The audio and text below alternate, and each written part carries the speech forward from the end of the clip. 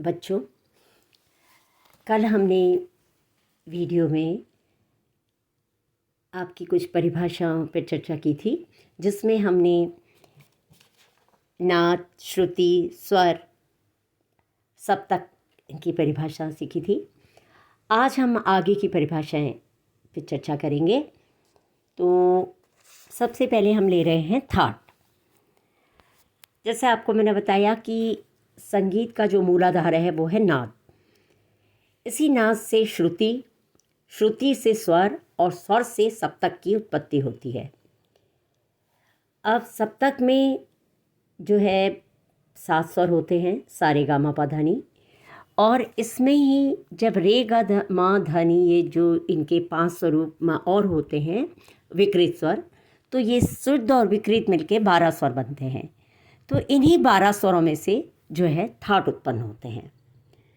तो थाट जो है उस स्वर सप्तक को कहते हैं जिससे कि राग उत्पन्न हो सके, यानी वह स्वर सप्तक जिसमें सा रे गा मा पा धा नी ये 7 स्वर क्रम से हों, उससे जिससे ये राग उत्पन्न हो सके वो थाट कहलाता है।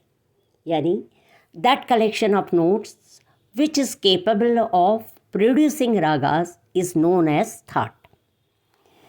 संस्कृत के ग्रंथकार भी थाट को जो है उन्होंने मेल जो है नाम दिया है।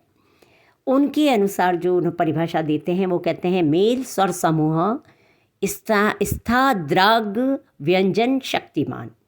अर्थात मेल जो है स्वरों के उस समूह को कहते हैं जिससे राग उत्पन्न हो सके। तो सर्वप्रथम हम देखते हैं कि दक्षिण के एक विद्वान रहे हैं पंडित वेंकटमखी जी।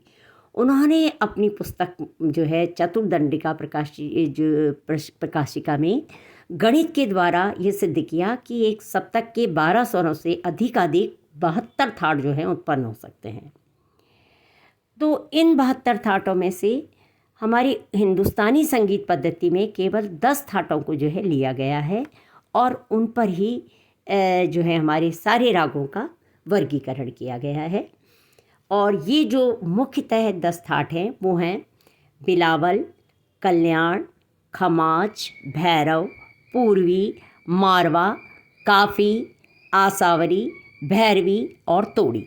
इस तरह से ये 10 जो थाट हैं वो उत्तर भारतीय संगीत यानी हिंदुस्तानी संगीत पद्धति में काम आते हैं, इस प्रयोग में लाते हैं। तो ये है थाट। थाट के बाद जो अगली परिभाषा है वो है राग। यानी जैसा मैंने बताया अभी आपको कि नाद से श्रुति, श्रुति से स्वर, स्वर से सप्तक और सप्तक से थाट की उत्पत्ति होती है और इन्हीं थाटों से राग की उत्पत्ति होती है। राग जो है इसकी इस उत्पत्ति रंज शब्द से मानी गई है, जिसका अर्थ है प्रसन्न करना। तो स्वर और वर्ण इन दोनों से मिलकर राग बनता है। अतः स्वर और वर्ण का ऐसा मेल जो रंजक हो अर्थात श्रुति मधुर हो, अर्थात जिसे सुनकर चित्त को आनंद मिले, रंजकता मिले, वो राग कहलाता है। इसलिए संगीत रत्नाकर एक हमारा प्रसिद्ध ग्रंथ रहा है, उसमें परिभाषा दी गई है यूयम ध्वनि विशेषतु स्वर वर्ण विभूषिता रंजको जन चित्तानाम सह राग कथितो बुधे।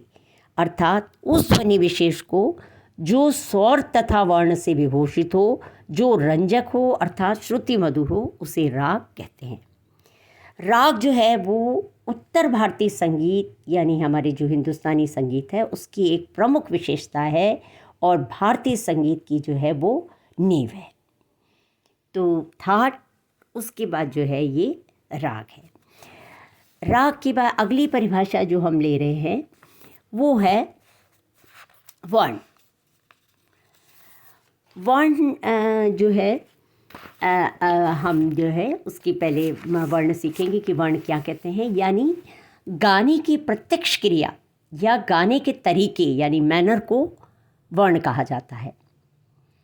दूसरे शब्दों में हम ये कह सकते हैं कि गाते बजाते समय विभिन्न स्वरों के प्रयोग से आवाज़ को जो चाल मिलती है वो वर्ण कहलाता है।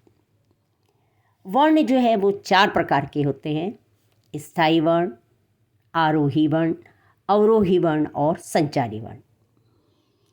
अर्थात मतलब ये माना जाता है कि गान क्रियोच्यते वर्णः स चतुर्धा निरूपितः स्थाध्याय आरोह्यवरोही च संचारित्यर्थ लक्षणम।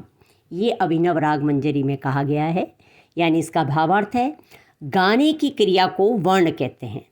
वर्ण 4 प्रकार के होते हैं, जिन्हें स्थायी, आरोही, अवरोही और संचारी वर्ण कहा जाता है। स्थायी वर्ण किसी भी एक स्वर को बार बार गाने बजाने या उच्चारण करने को स्थायी वर्ण कहते हैं। जैसे सा सा रे रे रे रे ग ग ग ग, यानी एक स्वर को हम जब बार बार गाते हैं।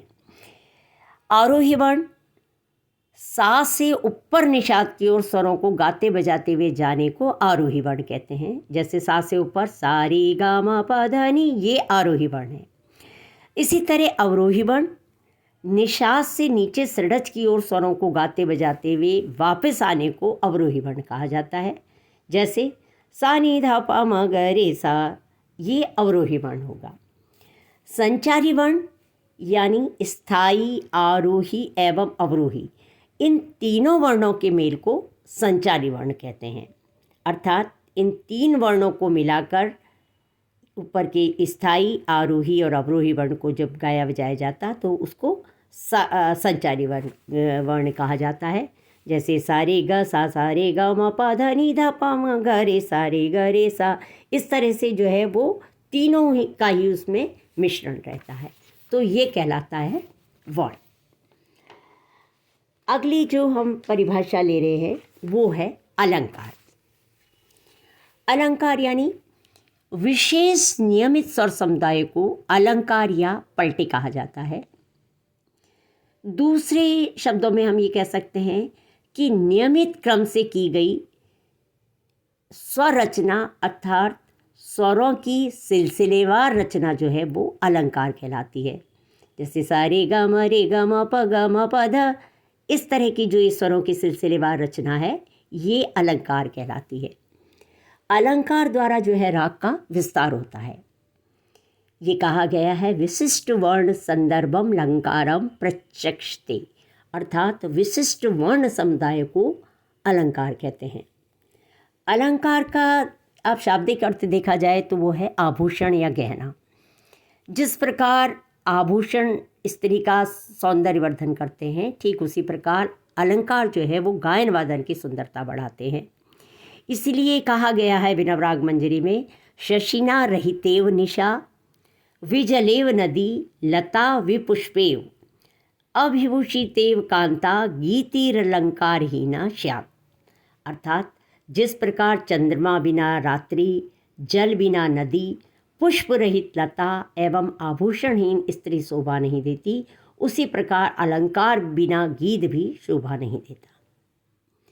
तो गायन वादन आप जो जब सीखते हैं तो उससे पूर्व अलंकार या पलटों का रियाज, अभ्यास जो है वो अत्यंत आवश्यक है। क्योंकि इसका दूसरा नाम पलटे भी है, क्योंकि इसमें रागों मतलब स्वरों को जो है उलट पलट के जो है गाया बजाया जाता है। इससे क्या है, गला और हाथ दोनों ही अच्छी तरह तैयार होते हैं। इसलिए अलंकार तैयार होने पर स्वर ज्ञान हो जाता है, साथ ही राग विस्तार में सहायता मिलती है। अतः अलंकार का अभ्यास जो है वो गायक वादक जो है दोनों के लिए ही अत्यावश्यक है। अगली परिभाषा हम लेंगे ताल। संगीत में समय के नापने के साधन को ताल कहते हैं। किसी भी तालवाद्य जैसे तबला या पखावज द्वारा जब किसी नियमित समय के नापने के साधन को ताल कहा जाता है। Taal is defined as measurement of time. तो हम ये देखते हैं कि हमारे जो भारतीय संगीत है उसके प्रमुख 2 स्तंभ हैं जिस पर ये पूरा संगीत की इमारत जो है टिकी हुई है। तो पहला स्तंभ है स्वर, दूसरा स्तंभ है ताल। जिस प्रकार भाषा में व्याकरण या ग्रामर की आवश्यकता होती है, ठीक उसी प्रकार संगीत में ताल की आवश्यकता होती है। तो देखा जाए तो संगीत की जो जान है, उसका प्राण जो है वो ताल है। अर्थात इसीलिए गायन, वादन, नर्तन जो है वो सब ताल पर ही आश्रित है। Thank you.